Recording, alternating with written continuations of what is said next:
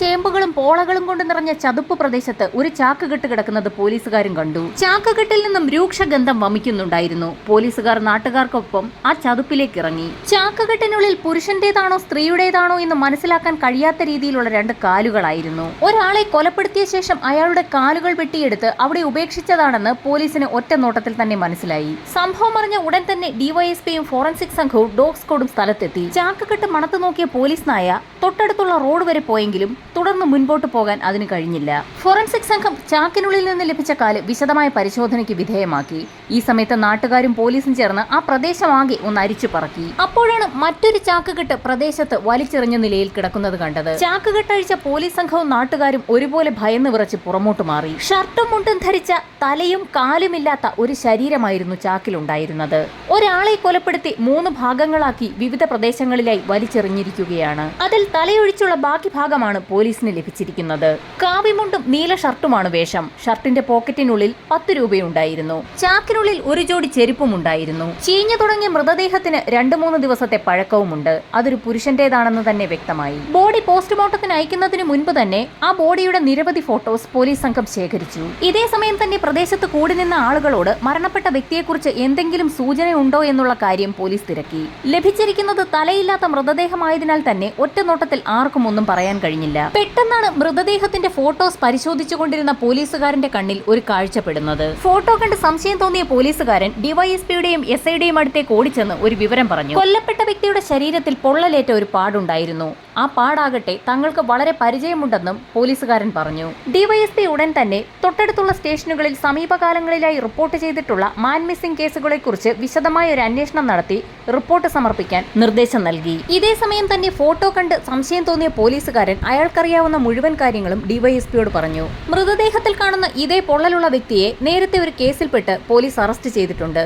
അയാളുടെ പേര് തന്നെ പൊള്ളൽ സന്തോഷ് എന്നായിരുന്നു.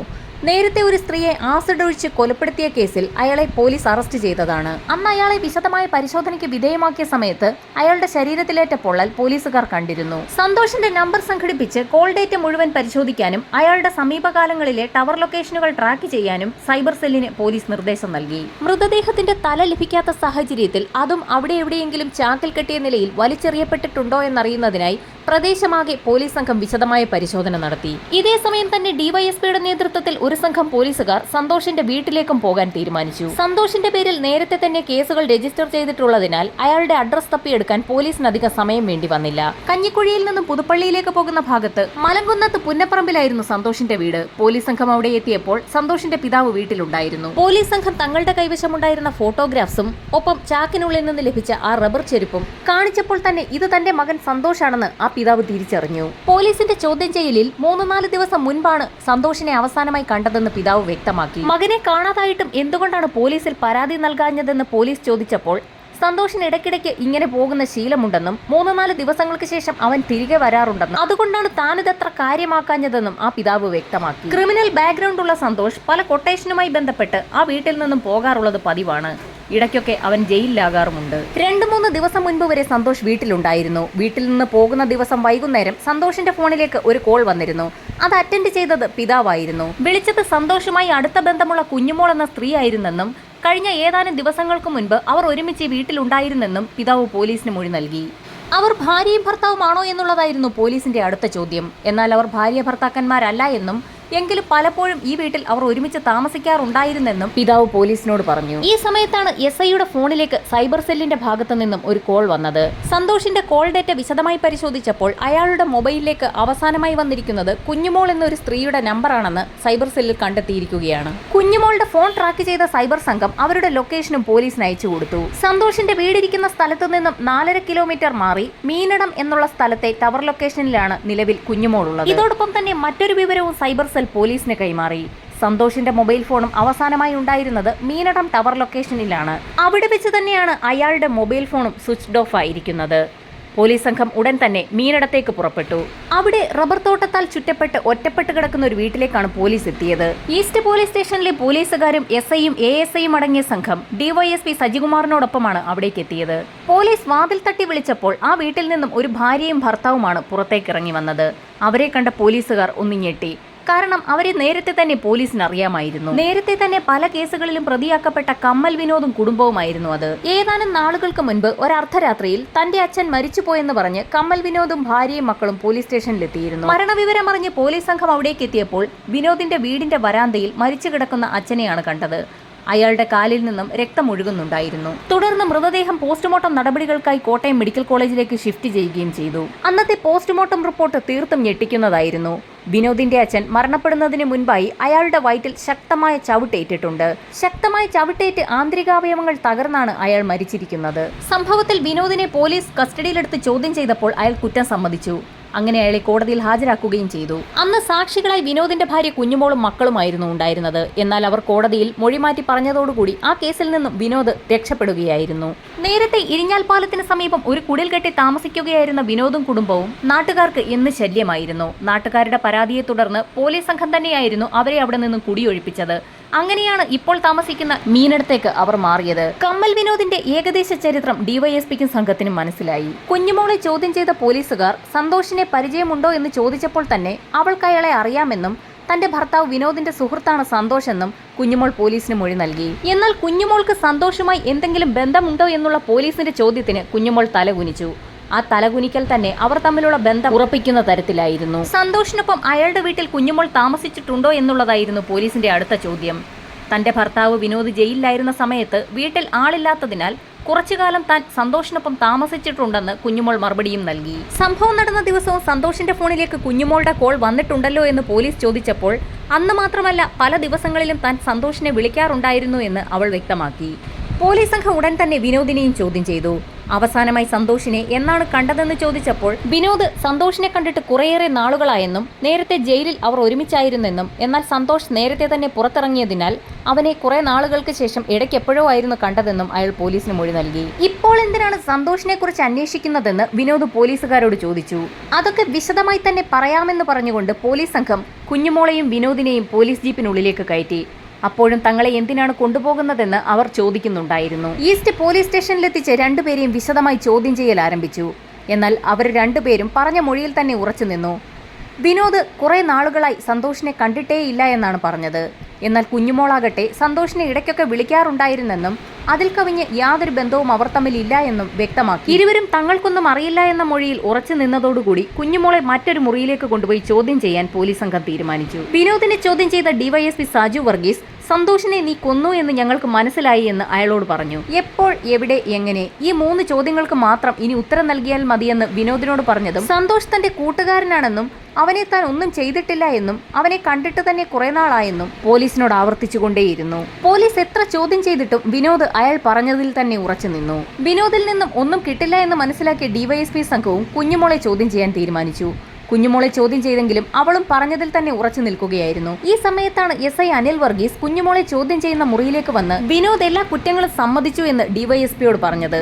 അതെ, അവൻ തന്നെയാണ് സന്തോഷിനെ കൊലപ്പെടുത്തിയതെന്നുൾപ്പെടെയുള്ള എല്ലാ വിവരങ്ങളും പറഞ്ഞു എന്നാണ് അനിൽ വർഗീസ് ഡിവൈഎസ്പിയോട് പറഞ്ഞത്. ഇത്രയും കേട്ടതും കുഞ്ഞുമോൾ ഞെട്ടിവിറയ്ക്കുന്നത് ഡിവൈഎസ്പി സംഘവും കണ്ടു. ഭർത്താവ് വിനോദ് കുറ്റങ്ങളെല്ലാം സമ്മതിച്ച സ്ഥിതിക്ക് നിനക്കും രക്ഷപ്പെടാൻ കഴിയുകയില്ല എന്ന് പോലീസ് സംഘം വ്യക്തമാക്കി. നിവൃത്തികേടുകൊണ്ടാണ് ഇങ്ങനെയൊരു കാര്യം ചെയ്തതെന്നായിരുന്നു അവളുടെ ആദ്യത്തെ മൊഴി. സംഭവങ്ങളെല്ലാം തങ്ങൾക്ക് മനസ്സിലായെന്നും കുഞ്ഞുമോളെ ഈ കേസിൽ നിന്നും എങ്ങനെയെങ്കിലും രക്ഷപ്പെടുത്താൻ പറ്റുമോ എന്ന് ഞങ്ങളൊന്ന് നോക്കട്ടെ എന്നുകൂടി ഡിവൈഎസ്പി പറഞ്ഞതോടെ കുഞ്ഞുമോൾ എല്ലാ കാര്യങ്ങളും തുറന്നു പറഞ്ഞു തുടങ്ങി. തന്റെ ഭർത്താവും സന്തോഷും സുഹൃത്തുക്കളായിരുന്നു. രണ്ടുപേരും ജയിലിൽ കഴിയുന്ന സമയത്ത് സന്തോഷിനാണ് ആദ്യം പുറത്തിറങ്ങാനുള്ള അവസരം ഉണ്ടാകുന്നത്. അതിനാൽ തന്നെ തന്റെ ഭാര്യ കുഞ്ഞുമോളുടെയും മക്കളുടെയും കാര്യങ്ങൾ ഇടയ്ക്കൊക്കെ ഒന്ന് ശ്രദ്ധിക്കണമെന്ന് സന്തോഷിനോട് വിനോദ് പറഞ്ഞിരുന്നു. അങ്ങനെയാണ് സന്തോഷ് വിനോദിന്റെ വീട്ടിൽ വന്നു തുടങ്ങിയത്. സ്ഥിരമായി വീട്ടിലെത്തുന്ന സന്തോഷ് കുഞ്ഞുമോളുമായി അടുപ്പത്തിലാവുകയും ഇരുവരും കുറെ നാൾ ഒരുമിച്ച് താമസിക്കുകയും ചെയ്തു. അങ്ങനെയിരിക്കെ മറ്റൊരു കേസിൽപ്പെട്ട് സന്തോഷ് വീണ്ടും ജയിലിലായി. സന്തോഷ് ജയിലിൽ നിന്നും പുറത്തിറങ്ങി ഏതാനും ദിവസങ്ങൾ കഴിഞ്ഞ് വിനോദും പുറത്തിറങ്ങി. നേരെ വീട്ടിലേക്കെത്തിയ വിനോദ് കാര്യങ്ങളൊക്കെ ഭാര്യയോട് ചോദിച്ചു. വിനോദിനൊപ്പം പോകാതെ തനിക്ക് വേറെ നിവൃത്തിയില്ലായിരുന്നെന്നും ഈ കേസിൽ താൻ പെട്ടുപോയതാണെന്നും വിനോദിന്റെ നിർദ്ദേശപ്രകാരമാണ് അന്ന് സന്തോഷിനെ വിളിച്ചു വരുത്തി തങ്ങൾ കൊലപ്പെടുത്തിയതെന്നും കുഞ്ഞുമോൾ മൊഴി നൽകി. കാര്യങ്ങൾ മനസ്സിലാക്കിയ പോലീസ് സംഘം വിനോദിനെ ചോദ്യം ചെയ്യാൻ മുറിയിലേക്ക് പോയി. ഇനി താൻ ബലം പിടിച്ചിരുന്നിട്ട് യാതൊരു കാര്യമില്ല എന്നും തന്റെ ഭാര്യ എല്ലാ കാര്യങ്ങളും ഞങ്ങളോട് തുറന്നു പറഞ്ഞു എന്നും ഡിവൈഎസ്പി ഉൾപ്പെടെയുള്ള സംഘം വിനോദിനോട് പറഞ്ഞു. കുഞ്ഞുമോൾ എല്ലാ കാര്യങ്ങളും പോലീസിനോട് തുറന്നു പറഞ്ഞു എന്ന് കേട്ടപ്പോൾ വിനോദിന്റെ അതുവരെ ഉണ്ടായിരുന്ന ധൈര്യം ചോർന്നുപോയി. പോലീസിന്റെ കർക്കശമായ ചോദ്യം ചെയ്യലിൽ വിനോദ് പല കാര്യങ്ങളും പറഞ്ഞു തുടങ്ങി. സുഹൃത്തുക്കളായ വിനോദ് സന്തോഷും ജയിലിൽ ഒരുമിച്ചായിരുന്നു. ജയിലിൽ നിന്നും ആദ്യം പുറത്തിറങ്ങുന്നത് സന്തോഷായതിനാൽ തന്റെ കുടുംബത്തിന്റെ കാര്യങ്ങൾ ഇടയ്ക്ക് പോയി അന്വേഷിക്കണമെന്ന് സന്തോഷിനോട് വിനോദ് പറഞ്ഞേൽപ്പിച്ചിരുന്നു. അതായിരുന്നു തന്റെ ജീവിതത്തിൽ പറ്റിയ ഏറ്റവും വലിയ തെറ്റ്. സ്ഥിരമായി കാണുകയും സംസാരിക്കുകയും ചെയ്ത കുഞ്ഞുമോളും സന്തോഷം തമ്മിൽ അടുപ്പത്തിലായെന്ന വിവരം മറ്റൊരു തടവുകാരൻ പറഞ്ഞായിരുന്നു വിനോദ് അറിഞ്ഞത്. കുഞ്ഞുമോളുമായി അടുപ്പത്തിലുണ്ടായിരുന്ന സമയത്ത് മറ്റൊരു കേസിൽ പ്രതിയായി സന്തോഷ് ജയിലിനുള്ളിലാക്കപ്പെട്ടിരുന്നു. ഈ സമയത്ത് കൂടെയുണ്ടായിരുന്ന തടവുകാരനോട് സന്തോഷ് തന്നെ പറഞ്ഞതായിരുന്നു അവർ തമ്മിലുള്ള അടുപ്പത്തെക്കുറിച്ച്. ആ തടവുകാരൻ പറഞ്ഞാണ് പിന്നീട് വിനോദ് ഇക്കാര്യങ്ങളൊക്കെ അറിഞ്ഞത്. ഭാര്യ കുഞ്ഞുമോളെ ഒരുപാട് സ്നേഹിച്ച വിനോദിന് ഇത് താങ്ങാനായില്ല. താൻ ഒരുപാട് വിശ്വസിച്ചിരുന്ന കൂട്ടുകാരനാണ് വിശ്വാസവഞ്ചന ചെയ്തത്. അതിനാൽ തന്നെ തന്റെ കുടുംബത്തെ ചതിച്ച സന്തോഷിന് ഒരു തിരിച്ചടി കൊടുക്കണമെന്ന് ആലോചിച്ച് തീരുമാനിച്ചിട്ട് തന്നെയായിരുന്നു വിനോദ് ജയിലിൽ നിന്ന് പുറത്തിറങ്ങിയത്. സന്തോഷ് തന്നെ പെടുത്തിയതാണെന്ന് ഭാര്യ കുഞ്ഞുമോൾ വിനോദിനോട് പറഞ്ഞിരുന്നു. പുറത്തിറങ്ങിയ അയാൾ നേരെ സന്തോഷിന്റെ വീട്ടിലെത്തി ഭാര്യയെ ഒപ്പം കൂട്ടി. ശേഷം മറ്റൊരു വീട് വാടകയ്ക്കെടുത്ത് അവിടേക്ക് മാറി. അങ്ങനെയാണ് മീനടത്തെത്തിയത്. അവിടെ വെച്ച് സന്തോഷിനെ വകവരുത്താൻ ഒരു പ്ലാൻ തയ്യാറാക്കി. വിനോദിന്റെ നിർദ്ദേശപ്രകാരം സന്തോഷിനെ കുഞ്ഞുമോൾ അവിടേക്ക് വിളിച്ചു വരുത്തുകയായിരുന്നു. ഇത്രയും കാര്യങ്ങൾ വിനോദ് പറഞ്ഞു നിർത്തിയ സമയത്താണ് പോലീസുകാർ കുഞ്ഞുമോളെയും അവിടേക്ക് കൊണ്ടുവന്നത്. പിന്നീട് ഇരുവരെയും ചേർത്തിരുത്തി പോലീസ് സംഘം ചോദ്യം ചെയ്യൽ ആരംഭിച്ചു. പിന്നീട് നടന്നതാകട്ടെ സിനിമാ കഥകളെ പോലും വെല്ലുന്ന സംഭവങ്ങൾ. ബാക്കി കഥ പൂർണ്ണമായും പറഞ്ഞത് കുഞ്ഞുമോളായിരുന്നു. തന്റെ വീട്ടിൽ ഭർത്താവില്ലാത്ത സമയമാണെന്നും അതുകൊണ്ട് സന്തോഷ് വീട്ടിലേക്ക് വരണമെന്നും കുഞ്ഞുമോൾ വിനോദിന്റെ നിർദ്ദേശപ്രകാരം തന്നെ സന്തോഷിനെ ഫോണിൽ വിളിച്ചു പറഞ്ഞു. കുഞ്ഞുമോൾ പറഞ്ഞതനുസരിച്ച് രാത്രി 10 മണിയോടുകൂടി സന്തോഷ് വിനോദിന്റെ വീട്ടിലേക്ക് എത്തി. അവിടെ എത്തിയ സന്തോഷ് കുഞ്ഞുമോളോട് കുടിക്കാൻ അല്പം വെള്ളം ആവശ്യപ്പെട്ട ശേഷം വരാന്തയിലുണ്ടായിരുന്ന കസേരയിലിരുന്നു.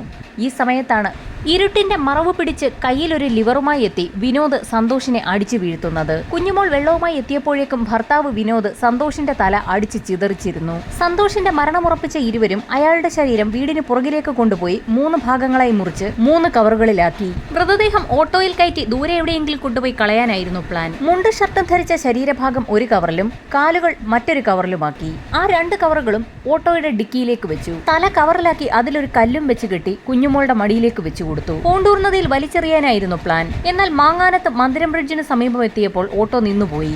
എത്ര ശ്രമിച്ചിട്ടും ഓട്ടോ സ്റ്റാർട്ടാകാതെ വന്നതോടുകൂടി വിനോദും ഭാര്യയും 2 ചാക്കുകെട്ടുകൾ കാട്ടുചേമ്പുകൾ വളർന്നു നിന്ന പാലത്തിന് സമീപത്തെ വെള്ളത്തിലേക്ക് വലിച്ചെറിഞ്ഞു. ശേഷം ഇരുവരും കൂടി ഓട്ടോ തള്ളി സ്റ്റാർട്ടാക്കിയ ശേഷം അവിടെ നിന്നും കടന്നു കളഞ്ഞു. കൈവശമുണ്ടായിരുന്ന തലയുടെ ഭാഗം മാക്കുംപടി പാലത്തിന് താഴേക്ക് വലിച്ചെറിയാമെന്ന് കരുതിയ സംഘം അവിടെ എത്തിയപ്പോൾ ഒരു പോലീസ് ജീപ്പ് കണ്ടതിനെ തുടർന്ന് അവരുടെ കണ്ണിൽപ്പെടാതെ ഓട്ടോ ഒരു ഭാഗത്തേക്ക് ഒതുക്കി. പോലീസുകാർ അവിടെ നിന്ന് പോയ സമയത്ത് പാലത്തിന് മുകളിലെത്തി കൈവശമുണ്ടായിരുന്ന തലയുടെ ഭാഗം പാലത്തിന് താഴെ വെള്ളത്തിലേക്ക് വലിച്ചെറിഞ്ഞു. മൃതദേഹത്തിന്റെ തലഭാഗം വലിച്ചെറിഞ്ഞത് എവിടെയാണെന്ന് മനസ്സിലാക്കിയ പോലീസ് സംഘം തെളിവെടുപ്പിനായി കമ്മൽ വിനോദിനെയും ഭാര്യയെയും അവിടെ എത്തിച്ചു. വിശദമായ തിരച്ചിലിനൊടുവിൽ അവർക്ക് തലഭാഗം അവിടെ നിന്നും കിട്ടുകയും ചെയ്തു. വെള്ളത്തിൽ പൊങ്ങി വരാതിരിക്കാൻ തലയുടെ ഭാഗം കല്ല് വെച്ച് കെട്ടിയ ശേഷമായിരുന്നു പാലത്തിന് മുകളിൽ നിന്നും വെള്ളത്തിലേക്ക് വലിച്ചെറിഞ്ഞത്. എന്നാൽ ഒഴുക്കില്ലാത്ത ഭാഗമായതിനാൽ ആ തല താഴ്ന്നു പോയിരുന്നില്ല. പാലത്തിൽ നിന്നും തലയുടെ ഭാഗം വലിച്ചെറിഞ്ഞ ശേഷം വിനോദും ഭാര്യയും നേരെ കൊല്ലാടെത്തി അവിടെ ഓട്ടോ കഴുകി വൃത്തിയാക്കിയ ശേഷമാണ് തിരികെ എത്തിയത്. ഇരുവരുടെയും മൊഴി വളരെ വിശദമായി തന്നെ പോലീസ് രേഖപ്പെടുത്തി. ഈ കൊലപാതകത്തിന് ദൃക്സാക്ഷികൾ ആരുമില്ല. സാഹചര്യ തെളിവുകളുടെ അടിസ്ഥാനത്തിലാണ് കേസ് തെളിയിക്കേണ്ടത്.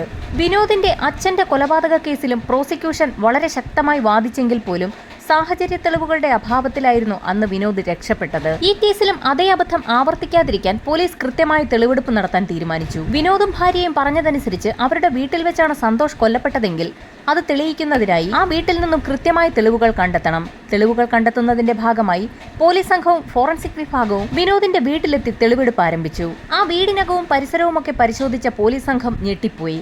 ഒരു തെളിവും അവശേഷിക്കാത്ത രീതിയിൽ വീടും പരിസരവും വൃത്തിയാക്കിയിട്ടിരിക്കുന്നു. രക്തക്കറ പറ്റിയതിന്റെ പാടുകൾ പോലും അവിടെ നിന്നും കണ്ടെത്താനായില്ല. എന്നാൽ തോറ്റുമടങ്ങാൻ ഫോറൻസിക് സംഘവും പോലീസും തയ്യാറല്ലായിരുന്നു. അവർ ആ വരാന്ത വിശദമായി തന്നെ പരിശോധിച്ചു. വരാന്ത വളരെ വൃത്തിയായി കഴുകിയിട്ട നിലയിലായിരുന്നു. ഏറെ നേരത്തെ പരിശോധനയ്ക്ക് ശേഷം ഫോറൻസിക് സംഘത്തിന്റെ കണ്ണിൽ ഒരു കാഴ്ചപ്പെട്ടു. രക്തത്തിന്റെ ഏതാനും തുള്ളികൾ ഭിത്തിയിൽ തെറിച്ചിരിക്കുന്നു. ഫോറൻസിക് സംഘം അത് ശേഖരിച്ചു. സൂക്ഷ്മമായി നടത്തിയ പരിശോധനയിൽ വരാന്തയിൽ നിന്നും ഒരു മുടിയും പൊട്ടിയ ബട്ടനും കിട്ടി. വീടിനകത്തും വരാന്തയിലും തെളിവെടുപ്പ് നടത്തിയ സംഘം വീടിന് പുറത്ത് തെളിവെടുപ്പ് ആരംഭിച്ചു. മൊഴിയനുസരിച്ച് വീടിന്റെ പുറകുവശത്ത് കൊണ്ടുപോയായിരുന്നു സന്തോഷിന്റെ മൃതശരീരം 3 ഭാഗങ്ങളായി മുറിച്ചത്. വീടിന്റെ പിൻഭാഗത്തെത്തിയ സംഘം അവിടെയെല്ലാം അരിച്ചു പറക്കിയെങ്കിലും രക്തം പുരണ്ട മണ്ണൊന്നും കണ്ടെത്താനായില്ല. ആ പ്രദേശത്തെ മണ്ണ് മുഴുവൻ അവിടെ നിന്നും വെട്ടിമാറ്റിയ നിലയിലായിരുന്നു. വിശദമായ അന്വേഷണത്തിനും തിരച്ചിലിനുമൊടുവിൽ വീടിന്റെ പിൻഭാഗത്തു നിന്നും വെട്ടിയെടുത്ത മണ്ണ് കൊണ്ടുപോയി ഉപേക്ഷിച്ച സ്ഥലം കണ്ടെത്തി. കൃത്യം നടത്തിയ സ്ഥലത്തു നിന്നും വെട്ടിയെടുത്ത മണ്ണ് റബ്ബർ പുരയിടത്തിന് താഴെയായി ഒരു ഭാഗത്ത് കുഴിയെടുത്ത് മൂടിയ നിലയിലായിരുന്നു. 5 ഏക്കറോളം വരുന്ന റബ്ബർ പുരയിടം അരിച്ചു പറക്കിയ ശേഷമാണ് പോലീസ് സംഘം അത് കണ്ടെത്തുന്നത്. റബ്ബർ പുരയിടം അരിച്ചു പറക്കിയ പോലീസിന് മറ്റൊരു തെളിവ് കൂടി കിട്ടി. സന്തോഷിനെ കഷ്ണങ്ങളാക്കി മുറിച്ച കത്തിയായിരുന്നു അത്. മൃതദേഹ ഭാഗങ്ങൾ ലഭിച്ച എല്ലാ പ്രദേശത്തും വിനോദിനെയും ഭാര്യയെയും കൊണ്ടുചെന്ന് പോലീസ് സംഘം തെളിവെടുപ്പ് നടത്തി. എല്ലാ തെളിവുകളുടെയും മൊഴികളുടെയും അടിസ്ഥാനത്തിൽ വിശദമായ റിപ്പോർട്ട് തന്നെ തയ്യാറാക്കി കോടതിയിൽ അവതരിപ്പിച്ചു. കോട്ടയം അഡീഷണൽ സെഷൻസ് കോടതി ജഡ്ജ് നാസറിന് മുൻപാകെയാണ് ഈ കേസ് എത്തിയിരിക്കുന്നത്. പ്രോസിക്യൂഷന് വേണ്ടി ഹാജരായത് അഡ്വക്കേറ്റ് സിറിൽ തോമസ് ആയിരുന്നു. എതിർഭാഗത്തിനു വേണ്ടി ഹാജരായതാകട്ടെ പ്രഗത്ഭനായ ക്രിമിനൽ ലോയർ ശാസ്തമംഗലം അജിത് കുമാർ ആയിരുന്നു. സ്വന്തം പിതാവിനെ കൊന്ന കേസിൽ ഈസിയായി കോടതിയിൽ നിന്നും ഊരിപ്പോയ വിനോദ് കുമാറിന് ഈ കേസിലും തനിക്കൊന്നും സംഭവിക്കില്ല എന്ന കോൺഫിഡൻസ് ഉണ്ടായിരുന്നു. കൊല്ലപ്പെട്ടത് സന്തോഷ് തന്നെയാണെന്ന് കോടതിയിൽ തെളിയിക്കുക എന്നുള്ളതായിരുന്നു പ്രോസിക്യൂഷന്റെ ആദ്യത്തെ ജോലി. മൃതദേഹ ഭാഗങ്ങളുടെ DNA-യും സന്തോഷിന്റെ പിതാവിന്റെ DNA-യും മാച്ച് ചെയ്തതിലൂടെ അത് കോടതിയിൽ തെളിയിക്കപ്പെട്ടു. സന്തോഷ് കൊല്ലപ്പെട്ടത് വിനോദിന്റെ വീട്ടിൽ വെച്ചാണെന്ന് തെളിയിക്കേണ്ടതായിരുന്നു അതിലും വലിയ ടാസ്ക്. അത് തെളിയിക്കുന്നതിനായി സംഭവം നടന്ന ദിവസം രാത്രി 10 മണിക്ക് ശേഷം സന്തോഷിന്റെയും വിനോദിന്റെയും കുഞ്ഞുമോളുടെയും മൊബൈൽ ഫോണുകൾ മീനടത്തെ റബ്ബർ എസ്റ്റേറ്റിന് സമീപമായിരുന്നു എന്നുള്ള മൊബൈൽ ടവർ ലൊക്കേഷൻ രേഖകൾ സൈബർ സെല്ലിന്റെ ഭാഗത്തു നിന്നും കളക്ട് ചെയ്തത് പ്രോസിക്യൂഷൻ കോടതിയിൽ ഹാജരാക്കി. അങ്ങനെ സംഭവം നടന്ന ദിവസം രാത്രി 10 മണിക്ക് സന്തോഷ് മീനടത്തെ ടവർ ലൊക്കേഷന് കീഴിലുണ്ടായിരുന്നു എന്നും ഏറ്റവും അവസാനമായി അയാളുടെ ഫോണിലേക്ക് വന്നത് കുഞ്ഞുമോളുടെ കോളായിരുന്നു എന്നുള്ള വിവരവും കോടതിയിൽ തെളിയിക്കപ്പെട്ടു. സന്തോഷ് കൊല്ലപ്പെട്ടത് വിനോദിന്റെ വീടിന്റെ വരാന്തയിൽ വെച്ച് തന്നെയാണെന്ന് തെളിയിക്കുന്നതിന്റെ ഭാഗമായി വിനോദും ഭാര്യയും ചേർന്ന് എത്ര മായ്ച്ചു കളഞ്ഞിട്ടും മായാതെ അവിടെ കണ്ട രക്തപ്പാടുകളും വരാന്തയിൽ നിന്ന് ലഭിച്ച തലമുടിയും DNA പരിശോധനയിൽ സന്തോഷിന്റേതെന്ന് തന്നെ തെളിഞ്ഞു. മീനടത്തെ പുതിയ വീട്ടിലേക്ക് സന്തോഷ് എത്തിയിട്ടില്ല എന്നുള്ള കാര്യവും തെളിയിക്കപ്പെട്ടത് തന്നെയാണ്. കാരണം നേരത്തെ വിനോദിന്റെ ഭാര്യയും സന്തോഷിന്റെ വീട്ടിലായിരുന്നു കഴിഞ്ഞിരുന്നത്. സന്തോഷിനെ കൊലപ്പെടുത്തുന്നതിന് വേണ്ടി മാത്രം വിനോദും ഭാര്യയും ചേർന്ന് വാടകയ്ക്കെടുത്തതായിരുന്നു മീനടത്തെ പുതിയ വീട്. അടുത്തതായി പ്രോസിക്യൂഷൻ കോടതിയിൽ ഹാജരാക്കിയത് സന്തോഷിന്റെ ഷർട്ടായിരുന്നു. സന്തോഷിന്റെ മൃതദേഹത്തിലുണ്ടായിരുന്ന ഷർട്ടിലെ ഒരു ബട്ടൺ മിസ്സിംഗ് ആയിരുന്നു. തെളിവെടുപ്പിന്റെ സമയത്ത് വിനോദിന്റെ വീടിന്റെ വരാന്തയുടെ ഭാഗത്ത് നിന്ന് ലഭിച്ച പൊട്ടിയ ബട്ടൺ സന്തോഷിന്റെ ഷർട്ടിലേതെന്ന് തന്നെ തെളിഞ്ഞു.